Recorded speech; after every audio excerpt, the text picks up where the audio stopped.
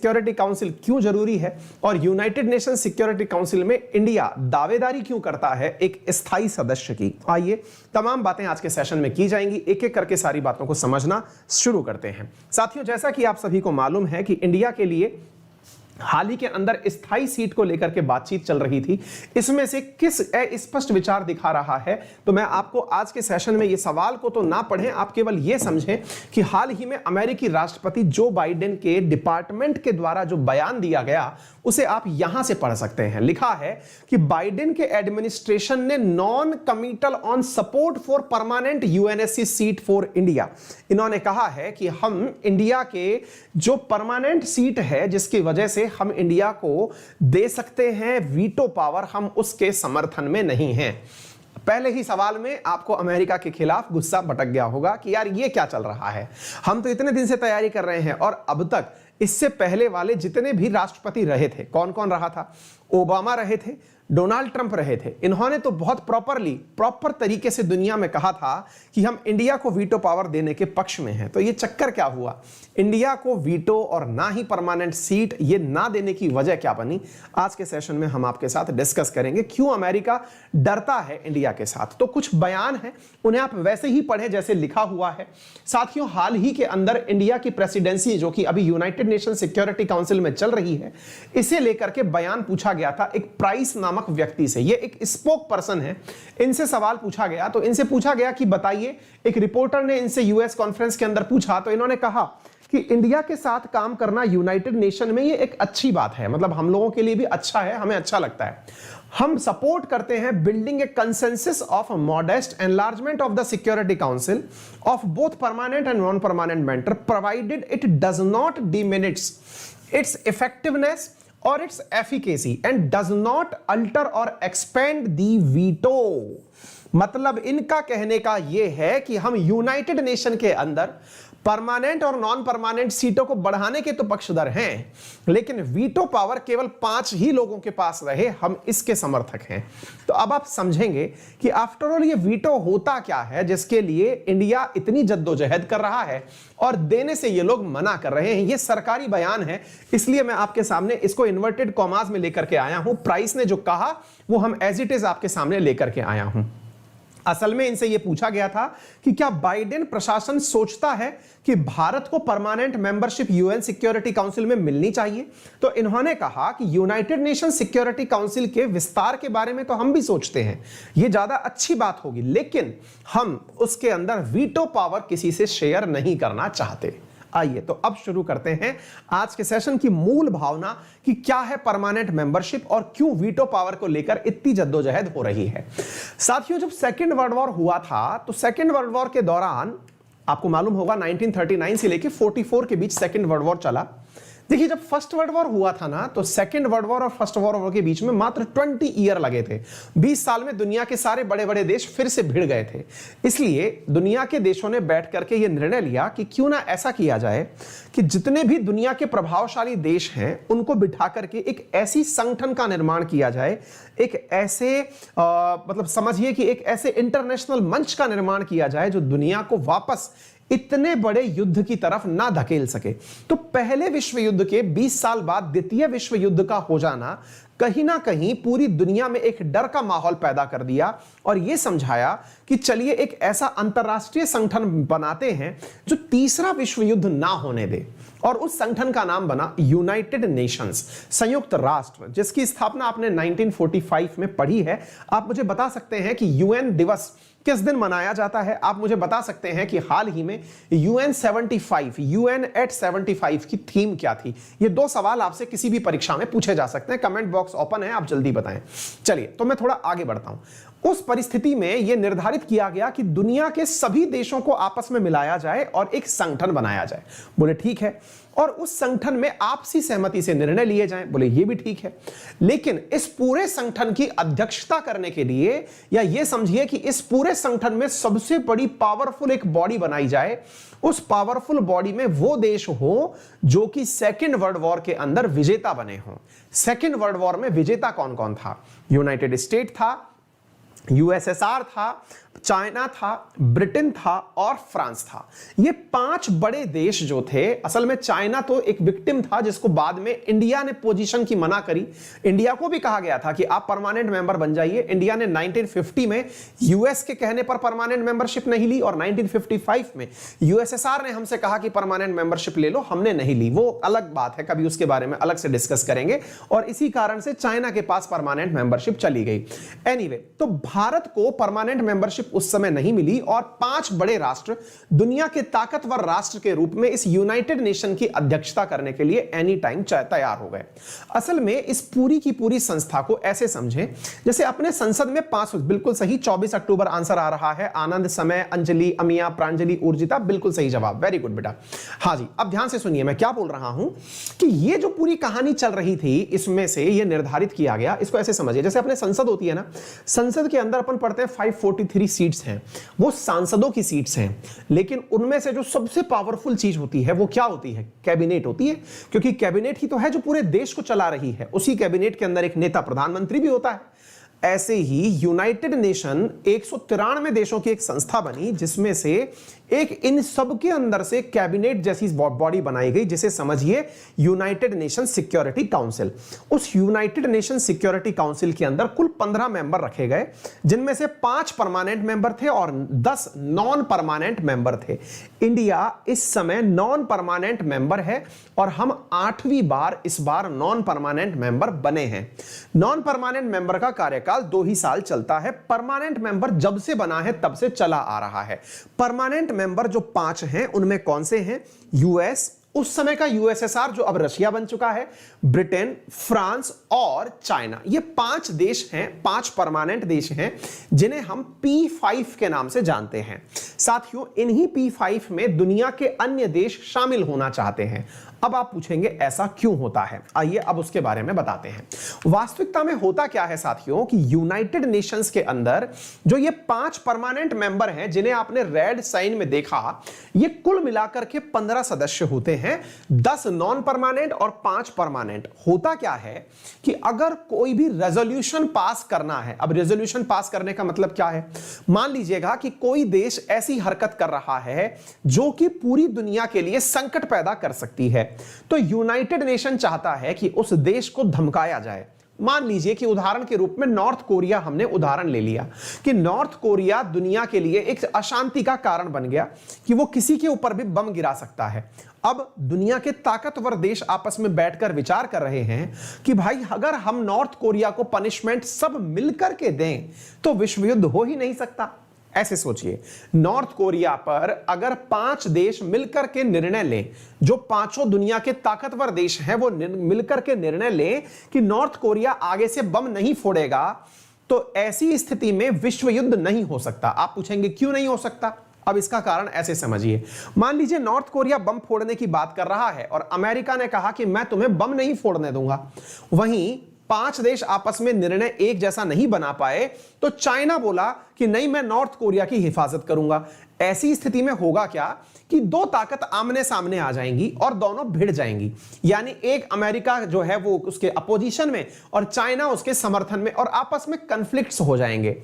ऐसी स्थिति से बचने के लिए यूनाइटेड नेशंस के अंदर एक प्रावधान रखा गया। क्या प्रावधान रखा गया कि अगर किसी भी मुद्दे पर संयुक्त राष्ट्र संघ कोई निर्णय लेगा तो वो आपसी सहमति से लेगा। आपसी सहमति में सबकी सब, ये 15 लोगों की सहमति जरूरी है या कितनों की सहमति जरूरी है ये मैं आपको बताता हूं। तो साथियों, इनमें से 15 लोगों में से 9 सदस्यों की सहमति जरूर मानी गई। क्या कहा गया कि अगर कोई भी निर्णय लेना है तो 15 में से 9 सदस्यों की सहमति आवश्यक होगी। कोई भी निर्णय लेना हो कि नॉर्थ कोरिया से मना करना है यूनाइटेड नेशन को, तो यूनाइटेड नेशन के अंदर से 15 लोगों की बनी हुई जो सिक्योरिटी काउंसिल है उनमें से भी अगर 9 लोगों ने यह कह दिया कि तुम ये काम नहीं करोगे तो वो व्यक्ति वह काम नहीं करेगा। उसके बावजूद भी अगर उसने बम फोड़ा तो यूनाइटेड नेशन की जो सेनाएं हैं, परमानेंट 5 मेंबर्स की जो सेनाएं हैं वो उस देश पर आक्रमण कर देंगी। तो परमानेंट 5 मेंबर की सेनाएं जब आक्रमण कर देंगी तो आक्रमण के डर के कारण वो देश बम नहीं फोड़ेगा। इस वजह से पूरे दुनिया के अंदर शांति स्थापित हो जाएगी। यही कंसेप्ट था यूनाइटेड नेशन का, यही कंसेप्ट था परमानेंट 5 मेंबर का। अब आ गई बात समझ में। तो सिक्योरिटी काउंसिल की ये 5 परमानेंट मेंबर की जो सेनाएं हैं, ये जाकर के क्या कर सकती हैं? अटैक कर सकती हैं। आ गई बात समझ में। यहां तक हो गया मुद्दा क्लियर। अब वीटो क्या होता है, अब वो सुनिए। मान लीजिएगा 15 में से कोई भी 9 देश, 9 देश का मतलब क्या हुआ भाई? 10 तो नॉन परमानेंट है। अब आपके दिमाग में सवाल आया कि सर ऐसा करें, 15 में से 9 ही तो चाहिए। मान लो कि 9 जो नॉन परमानेंट मेंबर हैं, या फिर सर ऐसा मान लो कि यहां से 4 परमानेंट और 5 नॉन परमानेंट, इनने मिलकर के कोई निर्णय ले लिया, एक देश बचा रह गया। एक देश जैसे कि मान लीजिए यूएस बचा रह गया, कि यूएस जो है वो इन 9 लोगों में शामिल नहीं हुआ, वो साइड में रह गया। तो ये क्या कर सकता है? तो साथियों आपको बस यही जानना चाहिए कि यूएस जो यहां पर बचा रह गया, या फिर इन परमानेंट 5 मेंबर में से जो भी अपना मत समर्थन में नहीं दिया, अगर वो चाहे तो वो इन 9 के मत को बदल सकता है। Point to be noted. यहां पर क्या है कि ये जो 9 लोग हैं, इन 9 लोगों का जो निर्णय है, उस निर्णय को बदलने की क्षमता ये अकेला देश रखता है, अकेला अमेरिका नहीं। इन 5 में से अगर कोई भी चाह ले तो वो इन 5 के चाहने में से नहीं, एक के चाहने से भी वो 9 लोगों का निर्णय बदल सकता है। इसी को कहते हैं वीटो पावर। क्या कहते हैं?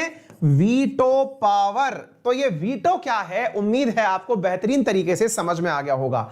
15 में से मान लीजिए 14 देश, अपन ने तो कहा है मिनिमम 9 सदस्य चाहिए, मैं बोल रहा हूं 14 देश भी समर्थन में चले जाएं किसी भी एक निर्णय के, और इन 5 परमानेंट में से कोई एक ऐसा हो जो ये कह दे कि नहीं मैं इसके समर्थन में नहीं हूं, तो फिर यूनाइटेड नेशन की सेनाएं उस पर आक्रमण नहीं कर सकती। This is known as veto power. अब आप पूछेंगे ये जो पावर है वीटो करने की, ये किसके पास है? ये केवल 5 ही देशों के पास है। इसी वजह से कहते हैं कि यहां पर नॉन परमानेंट सीटों पर होने का कोई मतलब नहीं है यदि आप कोई निर्णय नहीं ले सकते। आप सोचिए कि 9 लोगों की आवश्यकता होती है, 9 में से आप कौन सी तरफ बैठना चाहेंगे? आप इस तरफ बैठना चाहेंगे या इस तरफ? ऑब्वियस सी बात है आप उस तरफ बैठना चाहेंगे जहां पर इतनी पावर हो कि वो 14 के डिसीजन को बदल दे। तो इंडिया क्या चाहता है? इंडिया 8वीं बार नॉन परमानेंट मेंबर बना है, लेकिन वो चाहता यह है कि उसे परमानेंट मेंबर में जगह मिले, उसे नॉन परमानेंट नहीं चाहिए भाई, उसको यहां आना है ताकि वो दुनिया पर वीटो कर सके। अब आप पूछेंगे कोई उदाहरण दीजिए। साथियों कोई मल्टीपल 15 से अधिक बार इस यूनाइटेड नेशन सिक्योरिटी काउंसिल ने इजराइल के खिलाफ प्रस्ताव पारित किया। कितनी बार? 15 से अधिक बार इस यूनाइटेड नेशन सिक्योरिटी काउंसिल ने किसके खिलाफ पारित किया? आपके इसके यूनाइटेड नेशन सिक्योरिटी काउंसिल ने इसके खिलाफ, इजराइल के खिलाफ पारित किया। लेकिन इजराइल के खिलाफ प्रस्ताव पारित होने पर अकेले अमेरिका के वीटो कर देने से आज तक इजराइल के खिलाफ कोई एक्शन नहीं हुआ। ऐसे ही भारत और पाकिस्तान के मुद्दे पर भारत के खिलाफ भी कई बार प्रस्ताव लाया गया, लेकिन ऐसी स्थिति में यूएसएसआर ने भारत के पक्ष में वीटो कर दिया ताकि इंडिया पर कोई एक्शन नहीं हो सका। कहने का अर्थ यह है कि सारी ताकत इन्हीं में शामिल है। अब आप पूछेंगे तो अब आप यह बताइए आज हुआ क्या है? हुआ यह है कि इंडिया लंबे समय से अपनी दावेदारी कर रहा है कि हमें इन 5 में शामिल करिए, हमें 6ठा देश बनाइए। अब आप पूछेंगे इंडिया अकेला है ऐसा कहने वाला या इंडिया के साथ कोई और भी है? तो आइए मैं अब आपको वो बताता हूं। साथियों इंडिया के साथ में यहां पर इन 5 देशों में शामिल होने के लिए मतलब कौन कौन से देश यहां पर जुड़ना चाहते हैं, मैं अब आपको वो बताना चाहता हूं। जो ये चाहते हैं कि यहां से शामिल हुआ जाए तो मैं आपको वो बताता हूं 1 मिनट के लिए, अदरवाइज क्या है, चलो वहीं से बताना पड़ेगा।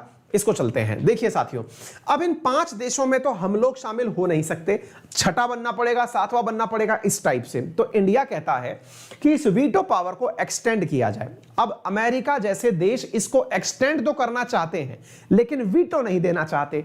कौन कौन से देश ऐसे हैं जो कि ऐसी ताकत चाहते हैं? तो वो 4 देश हैं। वो 4 देश कौन से नाम से जाने जाते हैं?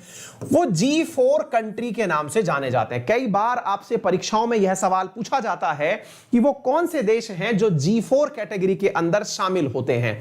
तो मेरे प्यारे साथियों, यहां पर G4 कंट्री जो ये वाली परमानेंट सीट चाहते हैं, उसके अंदर एक देश है जापान, एक देश है Germany, Japan, Germany, India and Brazil. यह प्रश्न बहुत बार पूछा गया है, इस प्रश्न को तैयार कर लीजिएगा कि G4 मेंबर कौन कौन से देश हैं। तो साथियों, जर्मनी, जापान, इंडिया और ब्राजील, ये 4 देश आपस में मिलकर के चाहते हैं कि इन्हें भी परमानेंट मेंबरशिप के अंदर वीटो पावर जितनी ताकत दिलवाई जाए। अब आप पूछेंगे तो सर, जब हम 4 चाहते हैं तो हम तो बड़े पावरफुल प्रकार के देश हैं, जापान है, जर्मनी है, तो ये तो पावरफुल देश है, इनको जगह मिलनी चाहिए। वास्तविकता यह है साथियों कि ये देश चाहते तो हैं, लेकिन इनके विरोध में भी बहुत सारे लोग हैं जो इनका विरोध करते हैं। कौन से देश हैं जो इनका विरोध करते हैं, अब आपको वो भी जान लेना चाहिए। साथियों, 4 देश तो चाहते हैं, जिसका नाम है 4 देशों का G4।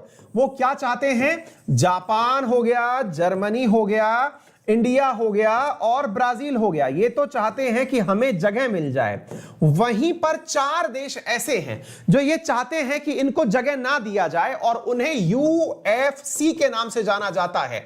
UFC का मतलब हुआ United for consensus. United for consensus के अंदर कौन कौन से देश शामिल है जो कि ये नहीं चाहते कि कोई भी देश इसके अंदर शामिल हो? तो पाकिस्तान, साउथ कोरिया, इटली और अर्जेंटीना। ये कहते हैं कि यूनाइटेड नेशन सिक्योरिटी काउंसिल का विस्तार ही नहीं होना चाहिए। अब आप पूछेंगे कि यह क्या कहानी हुई, ऐसा क्यों हुआ कि ये क्यों चाहते हैं कि यूनाइटेड नेशन सिक्योरिटी काउंसिल का विस्तार ही ना हो? सबके अपने अपने कारण हैं। जैसे पाकिस्तान का तो सबसे बड़ा कारण यह है कि वो इंडिया अगर परमानेंट में चला गया तो पाकिस्तान की कोई पूछताछ ही नहीं बचेगी, फिर तो पाकिस्तान का खत्म होना तय हो जाएगा। तो पाकिस्तान इसलिए बैठ गया United for consensus. United for consensus नामक एक ग्रुप बनाया जिसमें इंडिया का विरोध करने के लिए इसने संगठन बना लिया। साउथ कोरिया, आप पूछेंगे सर ये तो बड़ा समझदार प्रकार का देश लगता है, ये क्यों मना कर रहा है? ये तो डेवलप्ड कंट्री है, ये परमानेंट मेंबरशिप की मना क्यों कर रहा है? रीजन है, ये इसलिए मना कर रहा है कि यदि इंडिया को मेंबरशिप मिल जाए तो कोई दिक्कत नहीं है। दिक्कत यह है कि जापान को भी अगर मेंबरशिप मिल गई तो एशिया में जब 3 लोगों को मेंबरशिप मिल जाएगी, चाइना हो गया, रशिया, क्या बोलते हैं, चाइना हो गया, इंडिया हो गया और जापान हो गया, और रशिया ऑलरेडी लेके बैठा हुआ है, तो ऐसी स्थिति में फिर साउथ कोरिया को कोई मेंबरशिप देगा ही नहीं। और कन्वेंशनली अगर देखो तो साउथ कोरिया और जापान तो एक दूसरे के पुराने दुश्मन रहे हैं। वो बात दूसरी है कि अमेरिका ने इनको मित्र बना दिया, अदरवाइज तो जापान ने कोरिया के ऊपर 50 साल शासन किया है। तो ऐसी स्थिति में कोरिया इस कारण से विरोध करता है कि भाई हम जापान के साथ में नहीं जा सकते। तो ये कोरिया की कहानी हो गई। अब आप पूछेंगे सर इटली को क्या दिक्कत है? इटली को क्या दिक्कत है? तो सुनिए साथियों, असल में यूनाइटेड नेशन सिक्योरिटी काउंसिल में परमानेंट 5 सीटें उन्हें मिली थी जो सेकेंड वर्ल्ड वॉर जीते थे, जैसे यूके हुआ, फ्रांस हुआ, यूएसए हुआ, यूएसएसआर हुआ, और चाइना को सिंपैथी दी गई थी क्योंकि एशिया में से किसी को लेना था। अच्छा, लेकिन साथियों जो अपोजिशन में सेकेंड वर्ल्ड वॉर लड़े थे उनमें नाम किस किस का था? अगर आपको याद हो कि विजित राष्ट्रों का तो पता है, लेकिन हारे हुए देश कौन थे सेकेंड वर्ल्ड वॉर में? तो जापान था, जर्मनी था और इटली था। इटली वो था जो दोगले नेचर का था, पहले तो लड़ा था जापान और जर्मनी के साथ मिलके, बाद में इनके खिलाफ लड़ा था। तो जर्मनी की इज्जत नहीं है, मतलब इंटरनेशनल कम्युनिटी में अगर आप देखें तो इटली को कतई इज्जत नहीं दी जाती। यह माना जाता है कि यह पलटू प्रवृत्ति का है। सेकेंड वर्ल्ड वॉर में पहले तो जापान जर्मनी के साथ मिलकर के अमेरिका, फ्रांस और यूके के खिलाफ लड़ा, लेकिन बाद में मौका आने पर पलट गया और जो जीतता हुआ कंट्री था उसके साथ मिलकर लड़ने लग गया। तो यह पलटू है। तो ऐसी स्थिति में इटली की इज्जत वैसे ही नहीं है। तो इटली जानता है कि अपने एक कहावत है ना, आप पता नहीं इसको जानते हैं अथवा नहीं जानते, एक बहुत शानदार कहावत है हमारे राजस्थान में, अगर कोई व्यक्ति खाए नहीं तो ढुलाई दे। ढुलाई दे का मतलब होता है खाया नहीं तो ढुलाया सही। अगर आप खा नहीं पाए तो कोई बात नहीं, लेकिन फैला दो ताकि कोई और ना खा पाए। तो ये वो देश हैं, इनको पता है, जैसे पाकिस्तान को पता है कि ये खुद कुछ नहीं कर सकता, तो ऐसी स्थिति में ये इंडिया को भी क्यों जाने दे, इसको कहते हैं टंगड़ी लगाना। ऐसे साउथ कोरिया पता है कि ये इसका नंबर नहीं आ पाएगा। अगर एशिया में चाइना का आ गया, इंडिया का आ गया, जापान का आ गया तो इसका नहीं आ पाएगा। तो खाया नहीं तो ढुलाया सही, चलो लुढ़का दो कोई बात नहीं।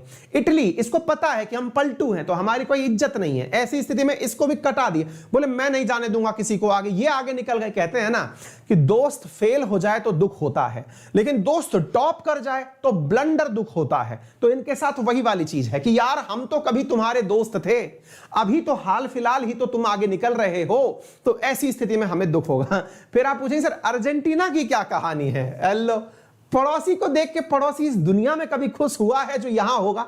ये दोनों मित्र पड़ोसी राष्ट्र बैठे हुए हैं। अगर ब्राजील आगे जाएगा तो अर्जेंटीना कैसे जाने देगा? ऐसा नहीं है कि इंडिया में ही पड़ोसी मतलब विभिन्न प्रकार के पाए जाते, दुनिया के सारे पड़ोसी एक जैसे होते हैं। पड़ोसी के घर में बड़ी आकार नहीं आनी चाहिए। तो ये वाली जो स्थिति है कि ब्राजील और अर्जेंटीना में, अर्जेंटीना ब्राजील को कैसे जाने देगा? परमानेंट शत्रुता है। और यही वाली जो चीज है ये इन चारों के साथ में यूनाइटेड नेशन सिक्योरिटी काउंसिल का विस्तार नहीं होने देती। अब इसका विस्तार नहीं होने देती। अब इंडिया की बात सुनिए।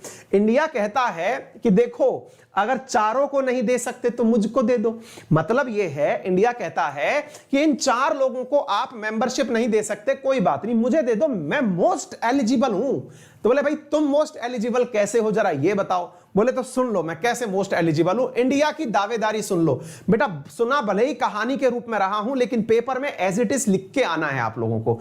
इंडिया की दावेदारी के पक्ष में पॉइंट नंबर 1, इंडिया कहता है कि मैं दुनिया की लार्जेस्ट डेमोक्रेसी हूं। दुनिया की सबसे बड़ी लोकतांत्रिक सरकार अगर कहीं है तो वो इंडिया में है। और तो और हमारे योद्धा, हमारे लड़के मेहनत में लगे हुए हैं। जल्दी ही हम दुनिया की सबसे बड़ी जनसंख्या वाला देश भी होंगे, यानी कि लड़के इस समय मेहनत कर रहे हैं, तो लार्जेस्ट पॉपुलेशन भी हमारी होगी। तो भाई पहले तो 2 आधार हमारे ये हो ही गए। नंबर 3, दुनिया की सबसे फास्ट ग्रोइंग इकोनॉमी हूं, फास्टेस्ट ग्रोइंग इकोनॉमी, यानी कि दुनिया की सबसे तेजी से बढ़ती हुई अर्थव्यवस्था इंडिया है, दुनिया के टॉप 5 देशों में शामिल होती है। इसके अतिरिक्त इंडिया यूनाइटेड नेशन का वो सदस्य है जो फाउंडिंग मेंबर है। जब यूनाइटेड नेशंस बन रहे थे तो इंडिया उन परमानेंट मेंबर्स की पहले इसके पास खुद के पास 2 बार दावेदारी के मौके आए थे। इस कारण से कई बार नेहरू जी को लोग क्रिटिसाइज भी करते हैं कि इन्होंने अपना जो मतलब सीट था ये चाइना को पकड़ा दिया कि ये रखिए, लेकिन उसके पीछे की कभी स्टैटिक्स अलग से डिटेल में डील करेंगे, वो अलग विषय है। लेकिन बोले भाई मैं फाउंडिंग मेंबर हूं, मैंने 1945 में जब यूनाइटेड नेशन बना था मैं था उसमें शामिल, मुझे लो। नंबर 3, नंबर 5वां है, ये बेटा सारे पॉइंट आपको लिख के आने आंसर के अंदर, है ना। इसके अतिरिक्त आपको एक पॉइंट ये लिख के आना है कि यूनाइटेड नेशन के अंदर जितनी परमानेंट मेंबर्स ने मिलकर के आज तक दुनिया में शांति स्थापित करने की पीस कीपिंग फोर्सेस भेजी हैं, उससे दुगनी बार इंडिया पीस कीपिंग फोर्सेस भेज चुका है। पीस कीपिंग फोर्सेस भेज चुका है कौन? इंडिया। शांति सैनिक जो है वो इंडिया 2 गुना तक भेज चुका है दुनिया के अंदर।